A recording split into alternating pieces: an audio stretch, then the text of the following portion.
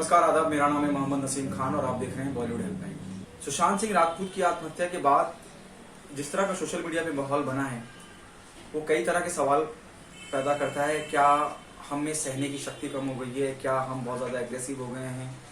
क्या हमारा विवेक कमज़ोर हो गया है कि हम बिना सोचे समझे चीज़ों पे, बातों पे या फॉरवर्ड्स पे, जो व्हाट्सएप यूनिवर्सिटी का जो माहौल है उस पर बिलीव कर लेते हैं और रिएक्ट करने लगते हैं।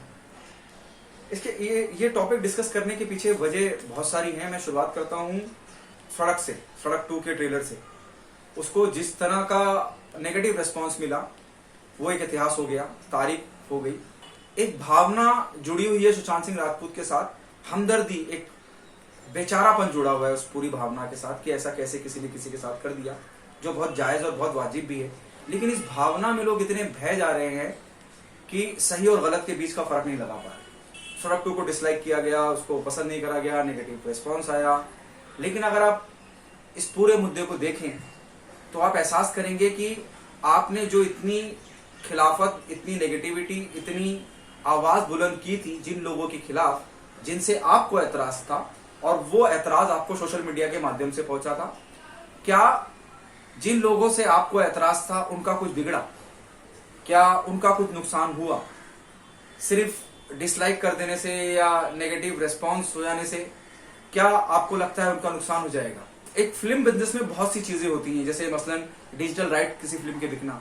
तो जो फिल्म का पैसा होता है, आपके नॉलेज के लिए बता रहा हूँ, जो फिल्म का पैसा होता है, जो फिल्म की लागत होती है, जो फिल्म में लगाया गया होता है, वो डिजिटल राइट बिकने से ही, और भी कई भी तरह के राइट्स होते हैं, उस राइट से ही उस फिल्म का पैसा निकल जाता है। लेकिन आप इस वक्त एक जज्बाती लहर में शामिल है, मैं कहूंगा, और उस भावनाओं में बहकर आप जिस तरह के फैसले कर रहे हैं, जिस तरह से खिलाफत कर रहे हैं, और आपकी खिलाफत जिन लोगों के लिए उनका कुछ भी नहीं बिगड़ रहा है। आपको ये समझना पड़ेगा कि आप भावुक होके सही और गलत में फर्क नहीं कर पा रहे। हर आदमी का अपना विवेक है, मेरा अपना विवेक है, आपकी अपनी समझ है, आपकी अपनी मैच्योरिटी लेवल है, और मेरे अपने हैं। तो मैं अपना निजी जो नजरिया है वो आपसे शेयर कर रहा हूँ। अब सड़क 2 के बाद दूसरी फिल्म खाली पीली, जिसके ट्रेलर को बहुत ज्यादा डिसलाइक करा गया। और आपको ये बात समझनी पड़ेगी कि any publicity is a good publicity. जब हम फिल्म इंडस्ट्री की बात करते हैं और पब्लिसिटी की बात करते हैं, पीआर की बात करते हैं, तो किसी भी तरह की पब्लिसिटी हो, फिल्म को उसका फायदा जरूर पहुंचता है। जैसे मान लीजिए सड़क 2 पे इतने सारे डिसलाइक हुए, लेकिन वो भी चर्चा का विषय बना ना। लोगों को पता चला कि भाई सड़क 2 नाम की एक फिल्म आ रही है जिसको इस वजह से डिसलाइक करा गया है। उसी तरह से खाली पीली फिल्म आई, अब उसको डिसलाइक करा जा रहा है, बहुत नेगेटिव कमेंट दिए जा रहे हैं, लाइक से ज्यादा डिसलाइक। आपको ये भी समझना पड़ेगा, जब इस तरह से कुछ होता है तो फिल्म खबरों में आ जाती है, लोगों की निगाह में आ जाती है कि भाई इस फिल्म को इतने डिसलाइक मिले या इस फिल्म को इतना क्रिटिसाइज करा गया। मैं फिर कह रहा हूं, फिल्म बिजनेस में any publicity is a good publicity, आपको ये समझना पड़ेगा। अब हम बात करते हैं परिवारवाद की, जिस बात को लेकर पूरी की पूरी जंग छिड़ी गई, या फिर परिवारवाद के इर्द गिर्द ताना बाना बुना गया और अपने निजी मसलों को हल करा गया। निजी खुन्ने से निकाली गई, मसलन के तौर पे किसी ने उन्हें पार्टी में नहीं बुलाया, किसी ने, कोई फैशन डिजाइनर अनीता श्रॉफ है, किसी ने किसी एक्ट्रेस के कपड़े डिजाइन करके नहीं दिए, ऐसी बहुत सी चीजें। और फिल्मी पार्टी में उनका मोस्ट वेलकम नहीं हुआ, बर्थडे पे विश नहीं करा गया, ऐसा बहुत कुछ चल रहा है और उसको नाम दिया जा रहा है परिवारवाद। आपको समझना पड़ेगा, अगर परिवारवाद ही होता तो बस में कंडक्टर रजनीकांत साहब आज रजनी सर नहीं होते। ये साउथ से लेकर परिवारवाद है तो सब जगह होगा, वहां भी होगा, यहां भी होगा। यही आलम मुंबई का भी है, हिंदी फिल्म जगत का भी है। शाहरुख खान आज शाहरुख खान नहीं होते अगर परिवारवाद होता। खैर, मैं बात कर रहा था इस नफरत की आंधी की, इस माहौल की, वो आपको समझना पड़ेगा।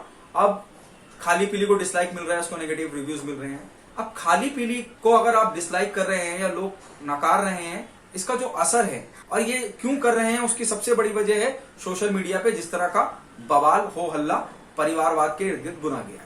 खाली पीली को अगर आप डिसलाइक कर रहे हैं या पसंद नहीं कर रहे हैं, या आप ये कहते हैं कि परिवारवाद है, तो आपको इस बात को समझना पड़ेगा कि पंकज कपूर, शाहिद कपूर के फादर, लुधियाना से आए थे, एनएसडी में उन्होंने पढ़ाई की थी, उसके बाद आके एक जद्दोजहद रही, उसके बाद उनको छोटे मोटे काम मिले, फिर जाके वो पंकज कपूर बने। उनकी माता जी, उनकी माँ शाहिद कपूर की, नीलिमा अजीम, उनका अलग संघर्ष रहा है। शाहिद कपूर का अपना अलग संघर्ष रहा है।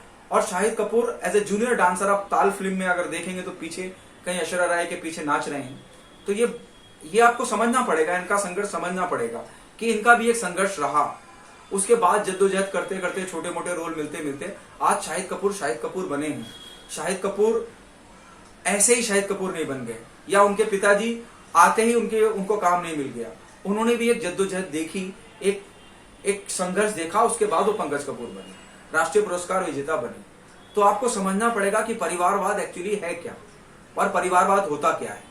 परिवारवाद तब होता जब शाहिद कपूर के पिताजी पंकज कपूर दादा साहब फाल्के के खानदान से ताल्लुक रखते, लेकिन ऐसा कुछ नहीं है। उनका भी एक संघर्ष रहा है और उन्होंने आकर अपनी जगह बनाई। उनके बच्चों का भी संघर्ष रहा है। ईशान खट्टर ने भी छोटे मोटे रोल किए, उसके बाद जाके उनको इस तरह का ब्रेक मिला और उसके बाद उनकी आगे की फिल्म जर्नी शुरू हुई। खाली पीली के अंदर एक एक्ट्रेस और हैं अनन्या पांडे, क्योंकि वो करण जौहर से कनेक्टेड है कहीं ना कहीं, इसलिए आपको एतराज है। और ये सब ताना बाना बुना इसीलिए गया है कि जो मेरे टारगेट के लोग हैं उन्हें निशाना बनाया गया और आप उस रॉ में, उस पागलपन में बह रहे हैं, लेकिन आपको पता नहीं है कि आपका इस्तेमाल किया जा रहा है। अनन्या पांडे के फादर चंकी पांडे छोटे मोटे रोल करा करते थे, जूनियर आर्टिस्ट के भी कई रोल किए।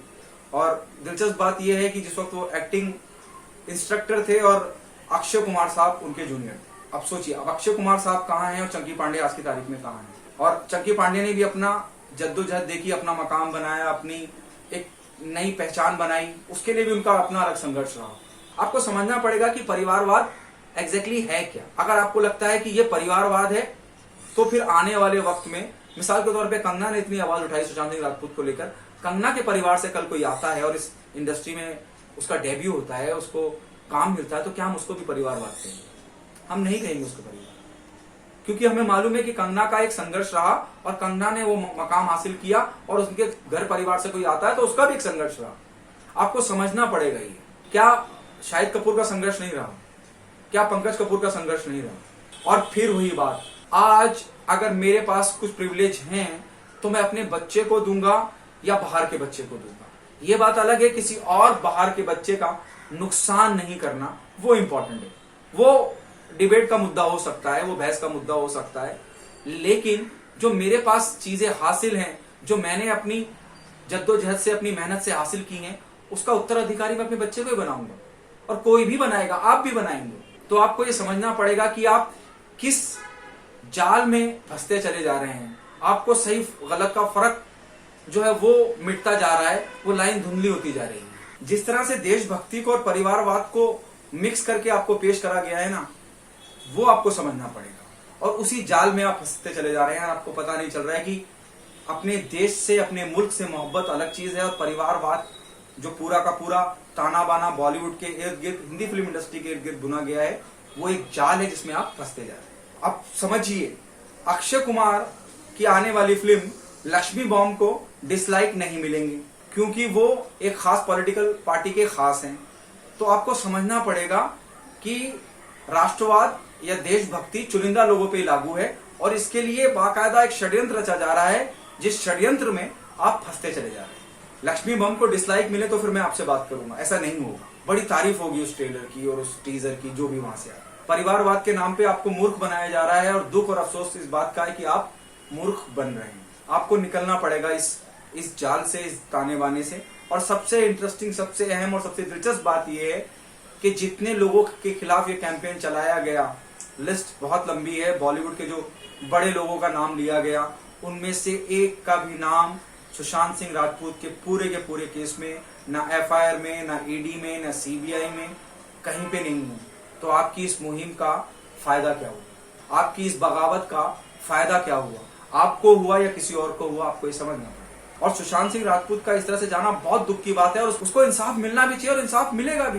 हिंदुस्तान में संविधान है, अपना काम कर रहा है, लेकिन आपको ये समझना पड़ेगा कि आपके कंधे का इस्तेमाल कौन कर रहा है। सही और गलत का फर्क आपको खुद समझना पड़ेगा, अपने विवेक का इस्तेमाल करना पड़ेगा। और आपको ये भी बताता चलूं, महेश भट्ट मेरे मामू नहीं है, आलिया भट्ट मेरी खाला नहीं है, या पंकज कपूर से मेरा कोई रिश्ता नहीं है, लेकिन आपको समझना पड़ेगा कि आप कहाँ गलत जा रहे हैं।